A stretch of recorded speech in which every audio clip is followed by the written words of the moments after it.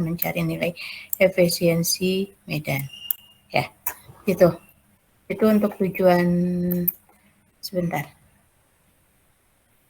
Tolong di screenshot ya, nanti saya minta screenshotnya berita acaranya.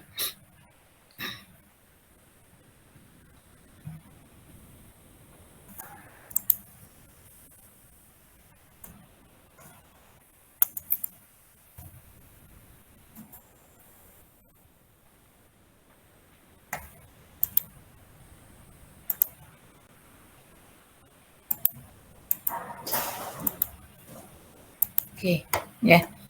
Kemudian untuk teori dasarnya, nanti kan kita akan mencari ada yang Anda akan mencari kurva ini ya, nih Anda harus mencari kurva ini nih. Nah, untuk teori dasarnya ya, di sini ada ini. Udara seringkali disebut sebagai media isolasi. Ini media isolasi yang udara itu yang sangat murah lah istilahnya, Mbak ya. Nggak usah diapa-apakan, dia bisa menjadikan media isolasi.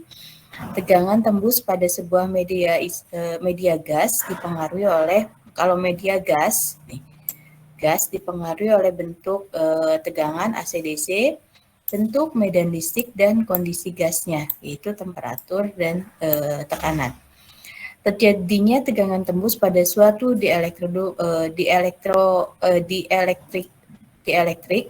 ditentukan oleh efisiensi medan, di mana dielektrikum tersebut, menurut Schwager, pada sela susunan elektroda dapat didefinisikan sebagai efisiensi medan itu adalah ini, efisiensi medan, ya. Efisiensi medan itu yaitu medan rata-rata. Medannya apa sih? Medan listrik ya, ingat ya di sini. Medan rata-rata dibagi medan maksimum. Untuk medan rata-rata untuk medan rata-rata adalah U dibagi S. U-nya adalah tegangan tembusnya, sini U adalah tegangan tembus, dan S adalah jarak selanya, jarak antar elektrodanya, ya, jarak elektrodanya. Nah, untuk Max, nah ini untuk Max-nya sendiri, Max-nya itu adalah Max itu adalah tergantung dari media isolasinya ya. Contohnya untuk udara, nih Max udara dia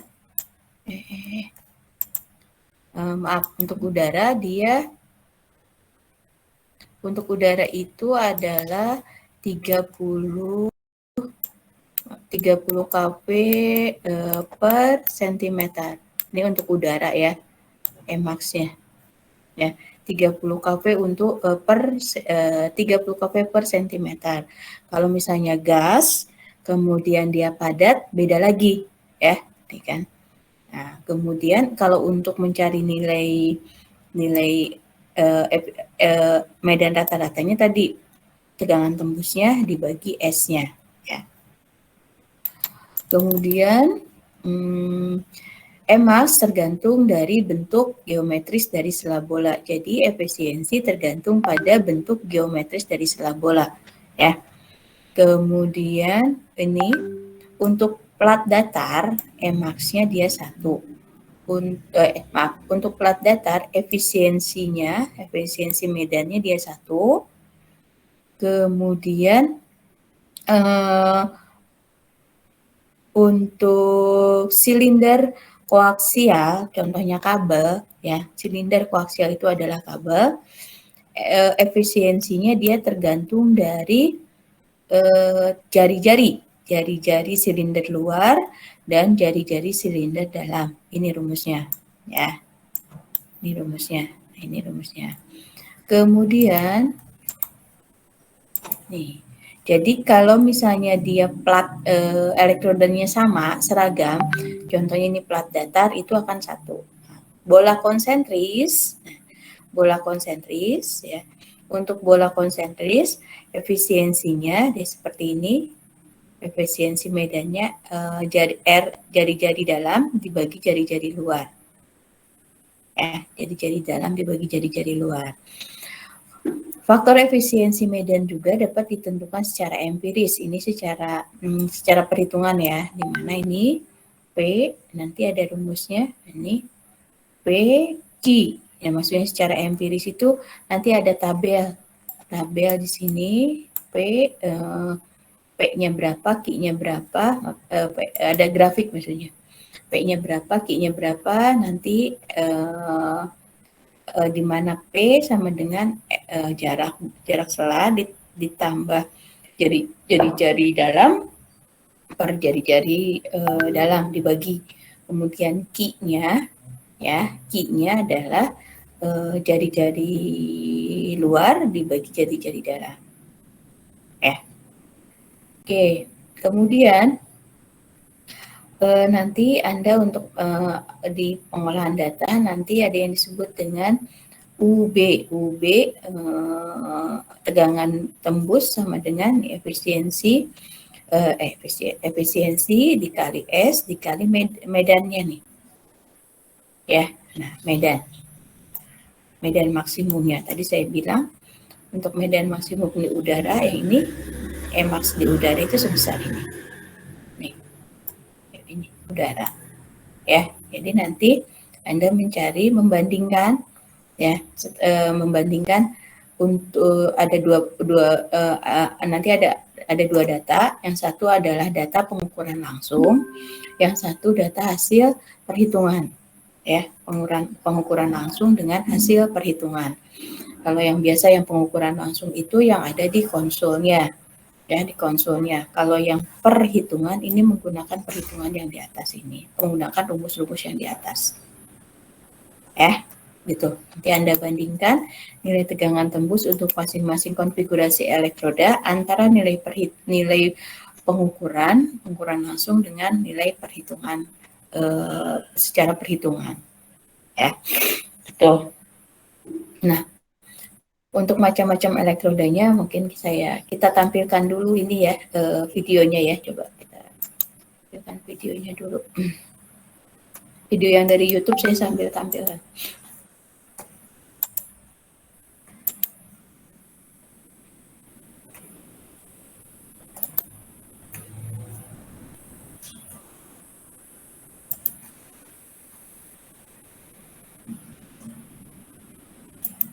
Suaranya udah kedengaran? Belum ada, Bu.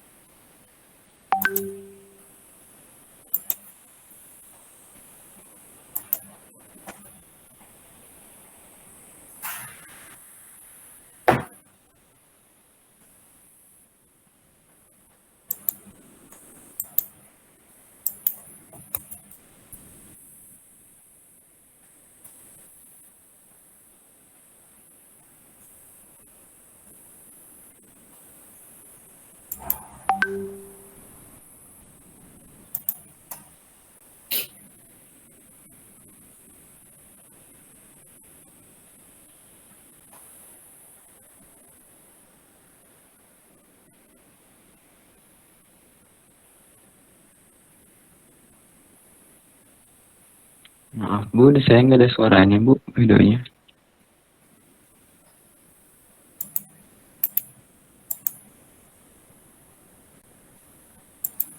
Kenapa Mas? Di saya videonya nggak ada suaranya Bu. Di yang lain gimana? Sama Bu. Di saya juga nggak ada. Oke. Kenapa ya? Bentar ya, sebentar ya.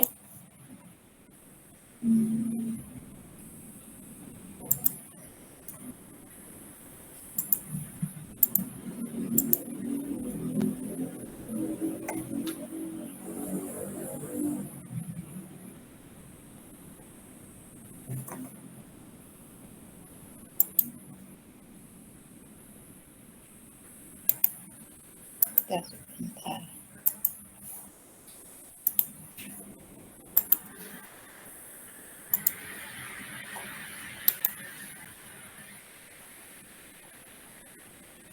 Apakah saya harus nampilinnya? Oh, kayaknya sebenarnya saya harus nampilin yang ini. Bentar ya, coba saya tampilin yang ini.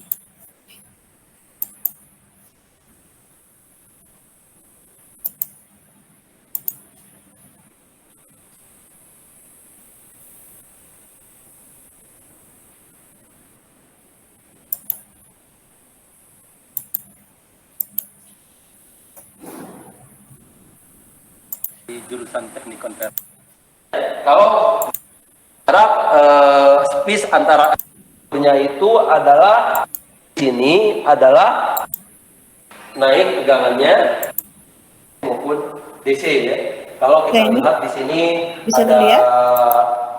elektroda Bisa, Bu. Suaranya ada bola ya, di mana diameter elektroda bola ini adalah 100 mm atau 10 cm ya, di mana nanti posisinya bisa diukur secara vertikal seperti ini ataupun secara horizontal seperti ini ya. Biasanya yang diukur secara horizontal ini untuk tegangan yang relatif kecil ya, tapi kalau untuk tegangan yang tinggi ini harus dipasang secara vertikal ini ya. Selain dari elektroda yang bola yang ukuran 100 mm ini, ada juga elektroda lain yang ukurannya lebih kecil ya. Ini elektroda ukurannya 50 mm atau 0,5 cm ya, 5 cm atau 50 mm. Kemudian elektroda yang lain adalah elektroda piring. Jadi ini elektroda piring ya. Ini biasanya seperti ini ya, dia elektroda piringnya seperti ini dipasang secara vertikal atau secara horizontal ya. Kemudian elektroda yang lain adalah elektroda jarum. Ini jarum ini ya, biasa secara vertikal seperti ini atau secara horizontal seperti ini. Kemudian adalah elektroda batang ya. Elektroda batang ini juga sama, bisa vertikal, bisa horizontal. Dan konfigurasi dari berbagai jenis elektroda ini, di mana ini untuk sebagai simulasi dari keadaan yang sebenarnya. Sebagai contoh, misalkan untuk fenomena petir antara awan dan bumi, kita menggunakan konfigurasi jarum dan piring ya. Misalkan antara awan dan tanah ya, atau antara awan dengan awan, bisa juga menggunakan bola-bola seperti ini, atau misalkan di kapasitor sebagai simulasi kapasitor kita menggunakan elektroda piring sebagai simulasinya ya. Kemudian juga misalkan dalam peralatan-peralatan tegangan tinggi, di mana peralatan tegangan tinggi ini tidak boleh ada yang runcing seperti ini. Ini yang runcing ini akan menghasilkan kuat medan yang sangat tinggi ya. Ini biasanya kalau Anda lihat pada penangkap petir ya, jadi penangkap petir kenapa dibuat ujungnya runcing, supaya kuat medannya tinggi sehingga nanti petir yang ada di atas ini dia menyambar ke penangkap petir ini. Jadi bukan penangkal petir, tapi penangkap petir ya. Jadi petir itu memang di elektroda ini digunakan untuk supaya disambar oleh petir ya. Jadi kenapa ujungnya runcing seperti itu. Jadi ini adalah elektroda yang digunakan pada pembangkitan dan pengukuran tegangan tinggi bolak-balik DC dan impuls ya. Nah, kemudian selanjutnya adalah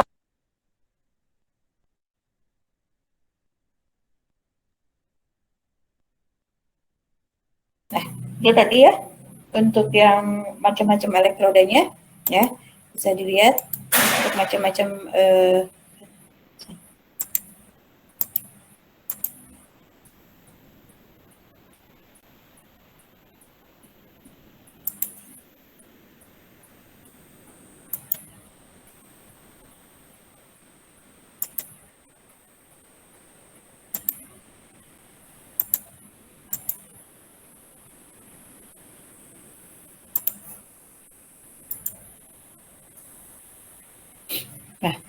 Ya, jadi bisa dilihat untuk macam-macam elektrodenya ada batang-batang.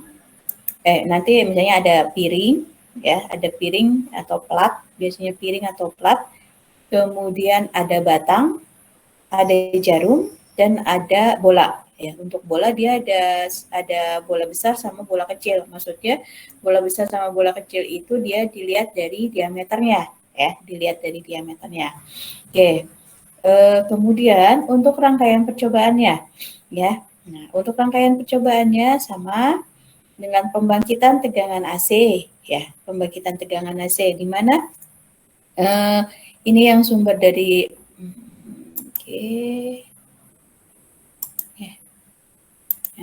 ini yang sumber dari PLN yang 220-nya, ini ya sumber PLN, AC satu fasa ya, ini satu fasa, AC satu fasa 220. Nah, kemudian masuk, ini ada proteksinya, ada peredamnya air, kemudian ini ada proteksinya ke arrester, kemudian di sini ada trafo ya, trafo, kemudian di sini ada proteksinya ke PEB, TSM ini juga proteksi, nanti keluaran trafo masuk ke ini proses masuk ke CST sama SWS ya, masuk ke CST sama SWS ini sebagai metode pengukuran AC dengan pembagi tegangan kapasitif ya. Pembagi tegangan kapasitif di sini kita menggunakan pembagi tegangan kapasitif. Kemudian di sini ada tes objeknya. Nah, tes objeknya kalau di pembangkitan tegangan AC ya, hanya pembangkitan dan pengukuran tegangan AC hanya menggunakan bola dan bola gitu ya.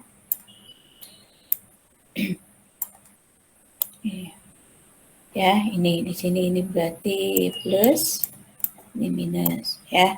Nah, ini S-nya di sini ya, S-nya. S-nya. Jarak selanya di sini ya. Nah, ini jarak selanya. Kemudian karena ini kita dari pengukuran tegangan AC dengan berbagai elektroda untuk mengetahui efisiensi medannya dan untuk mengetahui tegangan tembusnya, maka ini yang elektrodanya ini kita ganti-ganti, kita kombinasikan. Kombinasinya apa aja? Ada batang-batang, ada piring-piring, ya. Tadi batang, udah lihat batang, piring atau plat, ya. Kemudian ada jarum dengan piring, kemudian nanti bola 1 dan bola 2. Jadi bolanya kita ganti bola 1 itu yang diameter 10, bola 2 diameter 5. Kemudian ada bola dengan piring. Nah, ini ada kombinasinya seperti ini, ya. Kita kombinasikan. Ya. Jadi untuk pengukurannya nanti untuk percobaannya sama. Di sini setiap kali ini objek ini ya, batang-batang nih, batang-batang nanti 3 kali batang-batang kita atur dulu S-nya dia 10, S-nya 1 cm, kemudian naik ke 2 cm, 3 cm, 4 cm, dan 5 cm ya. Nah, masing-masing untuk S 1 cm ya, dia 3 kali percobaan.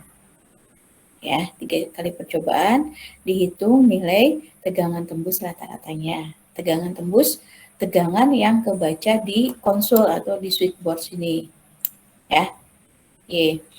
Setelah itu kita naikkan S-nya jadi 2 cm, 3 kali pengukuran juga dicari rata-ratanya dan seterusnya. Ya, itu. Jangan lupa Anda harus mencatat nilai temperatur dan tekanan, ya, temperatur dan tekanan. Oke, temperatur dan tekanan, itu. Nah, ini untuk kombinasinya di sini. Oke, ada yang tanyakan?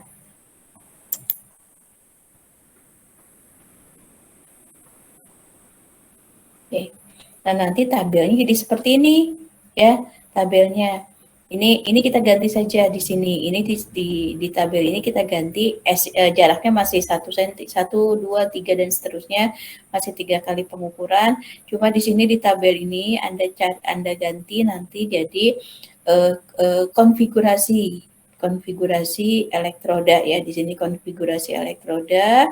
Kemudian kita bagi-bagi di sini, kita bikin kolom-kolom lagi, misalnya tadi batang-batang, jarum-jarum, jarum piring, ada berapa tadi kombinasinya? Nah ini batang-batang, ya. Kemudian piring-piring. Jadi di sini nanti kita bagi-bagi lagi nih. Sini kita bagi lagi ya, kita bagi lagi. Terus kita bikin lagi di sini, ya, kita bikin lagi di sini. Jadi nanti ini misalnya tadi batang, kemudian di sini piring-piring ya. Oke, di sini kemudian dia piring gitu ya, piring. Kemudian nah ini nanti gitu ya, Pak, untuk datanya ya. Nah, nanti untuk data. Mudah-mudahan nggak tahu atau kita rencananya untuk setelah UTS kita luringkan ya, kita praktikum offline, tapi tidak semua modul mungkin yang akan kita lakukan gitu ya. Jadi tetap Anda nanti kami kasih data dulu untuk melakukan laporan dan sebagainya, baru nanti di akhir-akhir setelah UAS. Setelah UTS baru Anda bisa melaksanakan pengukuran langsung. Ya. Nah ini untuk tugasnya nih. Gambarkan hasil pengukuran langkah 3, 4, dan 5 pada diagram yang sama. Diagram yang sama, fungsi dari tegangan tembus dan jarak. Jadi Anda nanti bikin ini. Ini tadi seperti sudah saya singgung sedikit, U atau V ya. Kemudian di sini S ya. Nah, ini misalnya ini adalah tadi batang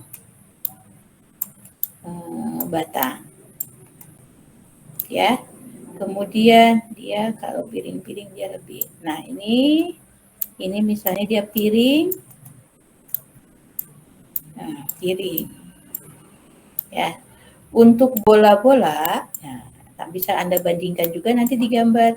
Untuk bola-bola, nah, bola-bolanya kan nggak bisa ngambil data dari modul 1 dan 2 ya, modul 1 ya.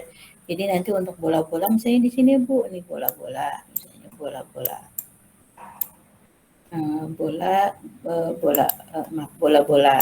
Kemudian untuk yang kombinasi lain, jarum piring, misal ya ini, misalnya begini. Nah, dalam satu diagram, nanti Anda bisa melihat hubungannya seperti apa. Kalau konfigurasinya berbeda, tegangan tembusnya seperti apa? Ya, apakah dia linier, apakah dia turun, ya, berbanding lurus, atau berbanding terbalik. Ya, oke.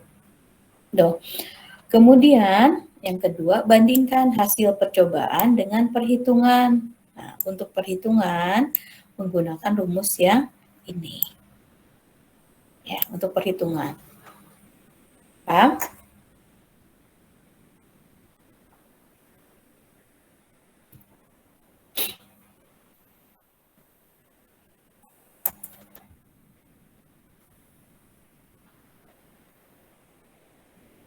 Oke.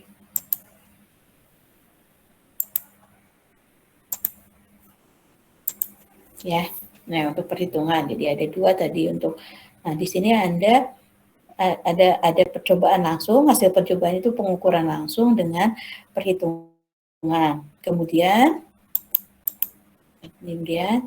hitung nilai EB dari persamaan 5 untuk setiap elektroda, hampir sama dia. Kemudian ini 23 ini dia gabung nih 23 ini ya. Kemudian 4, Anda ini bagian analisis bagaimana pengaruh bertambahnya jarak terhadap efisiensi medan. Nah, Dari sini pun Anda sudah melihat ya. Dari sini ya. Nah, ini efisiensi. Jadi nanti Anda hubungkan antara S sama efisiensi medannya. Gimana nih? Apakah dia semakin apakah dia linier ya, berbanding lurus atau berbanding terbalik ya. Oke. Kemudian yang poin 5 buatlah analisa. Nah, itu ya, itu dari yang AC sampai yang AC ya, yang AC dari praktikum 4 sampai 4.